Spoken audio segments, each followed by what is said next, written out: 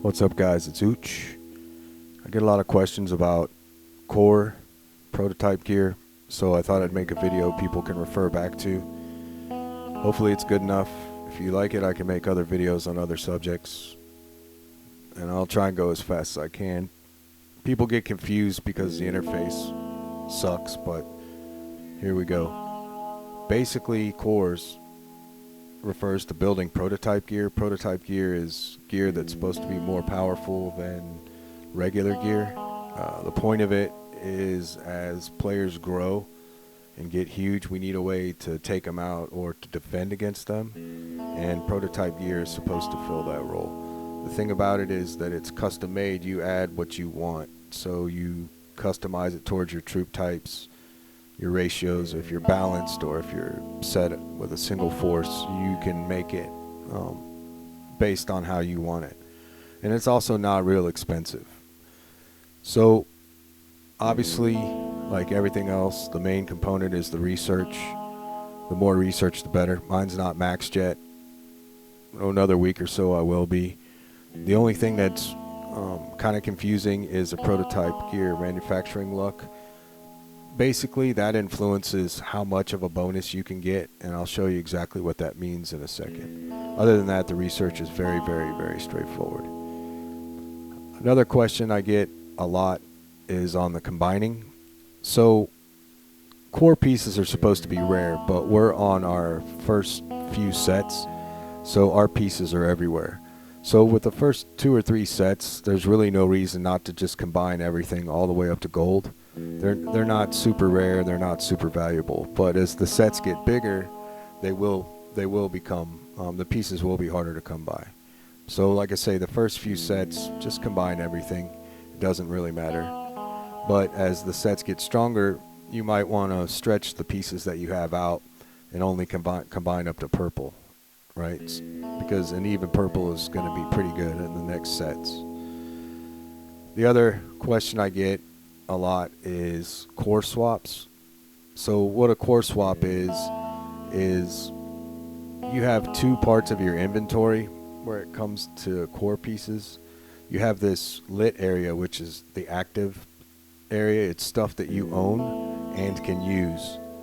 But then you have this gray area under here, which is stuff that you own, but you can't use it. You have to move it to this active area.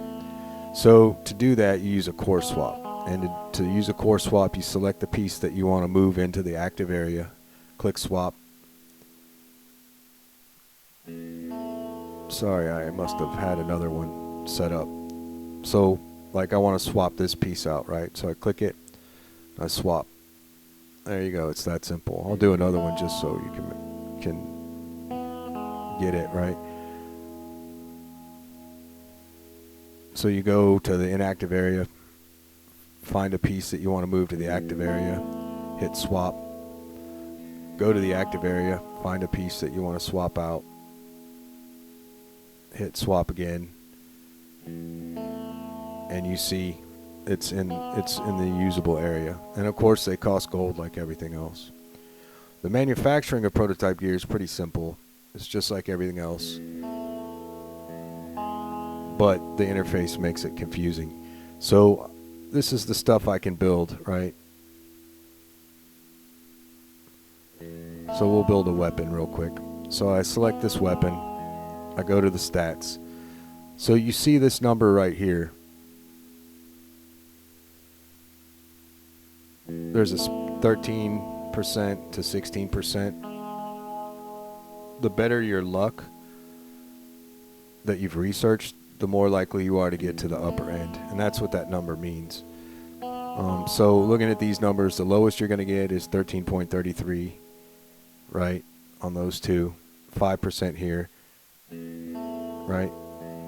So you select your core, and I'm going to build the Arctic Ops Breaching Bro Gun.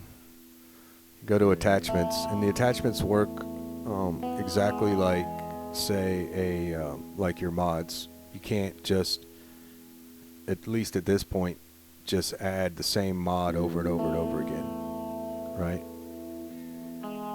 So that's an attack mod. You can see here, these are the attributes. You can pick from any of them. Go to a health mod. And I'm not really caring about the attributes too much. I just want to get through it and show you how it works. I'll select my other mod. Now, the thing about it is that you unlock the mod slots through research. So the better your research, the better your stuff. Right, so I've got those picked. That's what I want to build. I'm going to go back here, click manufacture. It's building, right? I've got some speed ups somewhere.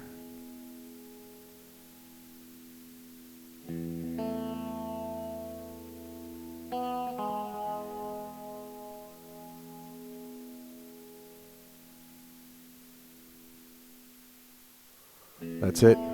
We built our item. So basically you mod it just like anything else. But the thing to know is that as the piece of equipment degrades, and I'll show you that in a second, as it degrades, it's going to go away, right? And you see the timer on it. The timer starts when you put it on. And once the timer's done, you get the mods back, basically. And that's it. If you have any questions, let me know.